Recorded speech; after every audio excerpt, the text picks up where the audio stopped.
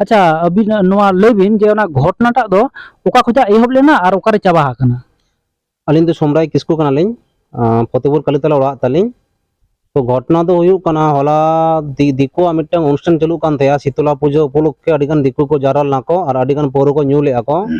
तो दान कान तया को हानते नाते सान्तार अतु को बोलन कान तया को रुहुग कान तया को। तो उनको उन समय अब सान्तारिन किछु गिद्रा रास्ता ते चलाव समय उनको साला के सामना सामनी न्यापाम हुइना। तो उनको नोका ले तया को हिजुमे चला कना बांग कना नोका ले तया को हिजुमे चला कना बांग कना नोका मिट्टन कथा ले क्या को। आदो उन समय भागना होरे साब किया नोआ माने तो चेत तो ओना माने लेई तेगे अडी मस्त मिट्टन किस्ती खामारी गालागाली अडी रकमा जात पात निये अपमान आरम्भ हुइना। अपमान खातिर नोआ घटना सेणायना। तारपर उनी भागना होर एकला गे दाल दाल तगु केदा को उनी इनटन दर बोलोयना इन बाहरे उडुगनाई ᱤᱧ ᱦᱚᱸ ᱩᱰᱩᱠ ᱥᱟᱱᱛᱨᱟ ᱤᱧ ᱦᱚᱸ ᱫᱟᱞ ᱠᱮᱫᱮᱭᱟ ᱠᱚ ᱱᱚᱛᱮ ᱤᱧ ᱫᱟᱫᱟ ᱢᱮᱱᱟᱭᱟ ᱱᱩᱭ ᱦᱚᱸ ᱰᱟᱠᱟ ᱰᱩᱠᱩ ᱠᱮᱫᱮᱭᱟ ᱠᱚ ᱤᱧ ᱵᱟᱵᱟ ᱦᱚᱸ ᱫᱟᱞ ᱠᱮᱫᱮᱭᱟ ᱠᱚ ᱢᱟᱱᱮ ᱯᱩᱨᱟᱹ ᱟᱛᱩ समेत माने लेके को आदिवासी माने जात पात आदिवासी तो एखन ताड़ी फेलबो मेरे फेलबो पूरा पूरे अड्डी रकम गालागाली किस्ती कामारे। अदो नुकु दो बारे कोरेन को ताहेलना से आपे सुरिन के ताना को अतुरिन के मिटे रागारे के मेना मिटे चांदा फांदा निये रागारे के मेना और सांतार चेतान रे हिसाब मेना गया कम बेसी। अच्छा अच्छा अच्छा अच्छा अदो नोना भारत जाकत मजी पारगना महल ताला निंद होय सेटर आकना। अदो ओना गेबोन रपड़ा जे नोडे ना थाना जहां हेज हुई लेना ओडे थाना प्रशासन सला चे रपड़ हिना ओना गेबोन रपड़ा। अदो नोना नोडे तेहन ताला निंद हो मेना बोना ना।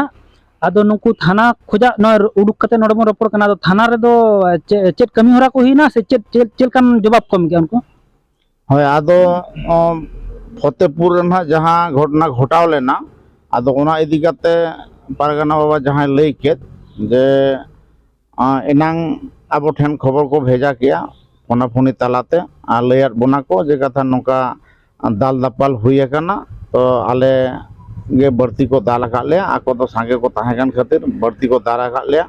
आदो ओना लेका तेगे एनांगा गालोज गोटा लेका तेगे आले हो फतेहपुर ले सेनोआ नोआ आशा कते गे सेनो हुयुग कान ताहे। आदो फतेहपुर जहां बयहा तको मेना को आदो नुकु को लई किया जे बांग आले हरिणघाटा थाना ले सेनो कान ताबोना ओंडे गे हिजुग पे ओंडे गे बोन न्यापामा। आदो ओना लेका तेगे ना नोआ थाना सामांग रे न्यापाम काते आदो एफआईआर कॉपी को ऑल हुइना जाते एसटी/एससी एट्रोसिटी एक्ट 1989 आधार ते एफआईआर काते आबो उनको जहां कल्प्रिट से जहां को दाल कान ताहे उनको एगेंस्ट इमीडिएट एक्शन को हतावमा साउते हापेन दिन रे नोंकाना घटना पुनरावृत्ति आलो हुयु हिजुग पे ओंडे गेबोन न्यापामा। आदो ओना लेका तेगे ना नोआ थाना सामांग रे न्यापाम काते आदो एफआईआर कॉपी को ऑल हुइना जाते एसटी/एससी एट्रोसिटी एक्ट 1989 आधार ते एफआईआर काते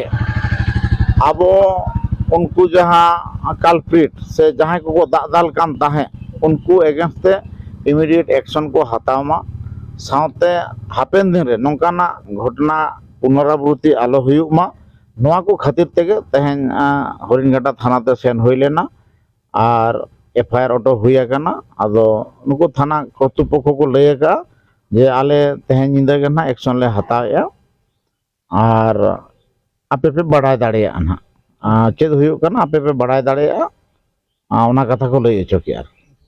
आजम के बोन फतेहपुर अतुरिन जहां घटना घटालना उनको कथा आजम के बोन भारत जाकत मजी पारगना मोहला कथा। तो आपे ठेन लैया दनो आगे सावता रिया कथा बाडाय खातिर नोका के सावरे ताहन पे और नवा चैनल सब्सक्राइब करते नवा नवा वीडियो तंगी रे ताहन पे मा एनखान सनम को मुचे रे जोहार।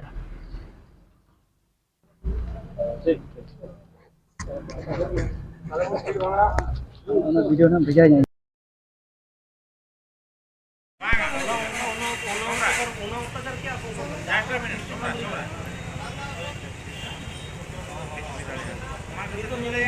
Baka api,